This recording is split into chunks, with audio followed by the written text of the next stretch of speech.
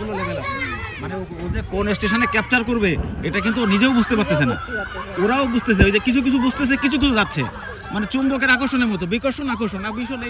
আমি তো বুঝতে, আমি ওর বাবা মা আমরা ওকে সবসময় নিয়ে ভাবি, সবসময় চিন্তা করি যে আসলে সমস্যাটা কোথায় হচ্ছে।